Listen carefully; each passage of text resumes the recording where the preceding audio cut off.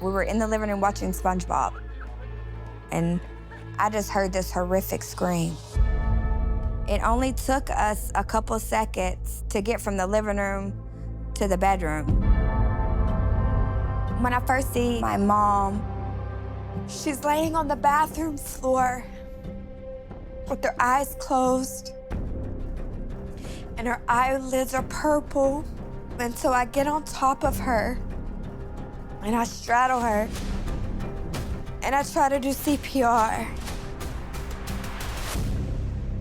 But nothing was happening. Our 911 operator received a call that there was a shooting out on Jackson Road in rural DeWitt County. The information we got from the caller was that it was attempted suicide. Shortly thereafter, at about 6:37, Yorktown EMS arrived on the scene and found a woman suffering from a gunshot wound in the head. While the children wait anxiously outside the trailer, inside, Pamela's boyfriend, Ronnie, does his best to hold it together. They described Ronnie as borderline hysterical and concerned about her well-being. She was still alive, conscious and breathing, so they began their rescue efforts. One of the EMTs had Ronnie actually move the weapon away from so they could continue to rescue efforts on it. They knew right away that they were going to need some additional help, so they made a call to have Pamela medevaced to San Antonio for additional attention. My grandma told me that the bullet had shattered in her brain, and so she was completely brain dead. And then she just stopped.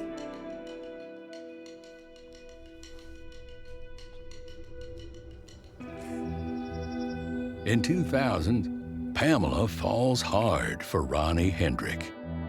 Months later, Pamela and the kids follow Ronnie west to Cuero. She'd never see Arkansas again. The medical examiner's office rules the manner of death as a suicide. There were still steps that needed to be completed. One of those was the interview of Ronnie Hendrick. Ronnie stated that he was sitting out on the back porch when he heard a gunshot. He goes into the bathroom and finds Pamela lying on the floor, bleeding from the head. Ronnie says that he attempted to stop the bleeding, told Kayla to go to Ronnie's mother's house and called 911. He did not have any service at his house.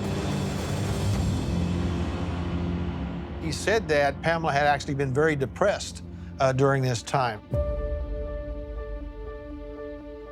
Pamela was distraught because she was being forced to move back to Arkansas, and that Pamela did not want to do that. Ronnie said that Pamela was suicidal and on antidepressants for mental disorder. We have a gunshot wound that is consistent with suicide. But there were still things about the crime scene that were nagging at me. 4 years after Pamela's death, Deputy Bowen jumps at the chance to reignite the case when Jody Zaveski becomes the new sheriff. I met with the sheriff and relayed my concerns about the Pamela Shelley case. I asked if I am able to catch up on my caseload.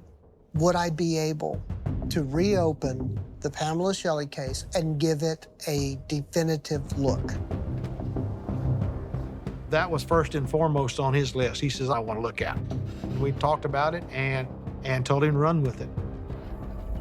With the case closed for so long, there's no trace of Ronnie Hendrick.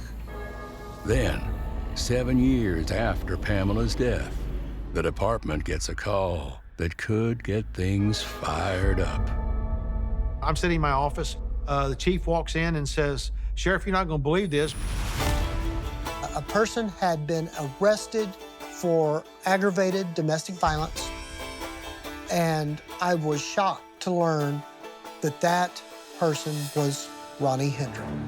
I contacted the jail and set up an interview with Ronnie Hendrick for May 27th. Ronnie agreed to the interview. He was advised of his legal rights, and he voluntarily said that he wanted to give a statement in this case. You were on the back porch. Okay. It just, I heard pop.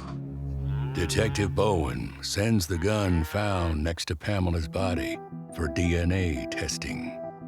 Obviously, it should have had Ronnie's DNA on it because the medic is telling us we had Ronnie move the firearm. And if Pamela had shot herself, she obviously would have had left something on it. The results from the touch DNA test on the gun come in. They are not what anyone expects. The surprise is that no one's DNA was on the gun. And when I say no one, I mean neither Pamela Shelley nor was Ronnie's DNA on the gun. And his DNA should have been there because it was his gun.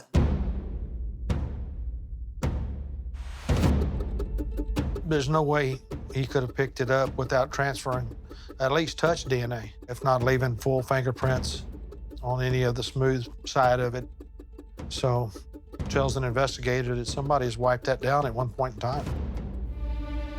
I asked my sheriff if I could go make one final trip to Arkansas, just one more time, and just see if there was anybody at all that I missed that may help push this case over the top.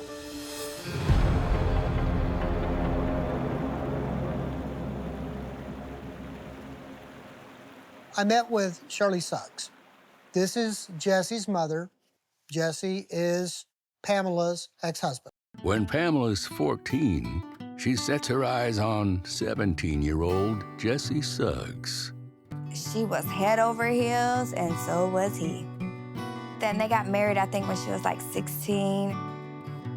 I was born in March of 1988. My mom and my dad were already divorced.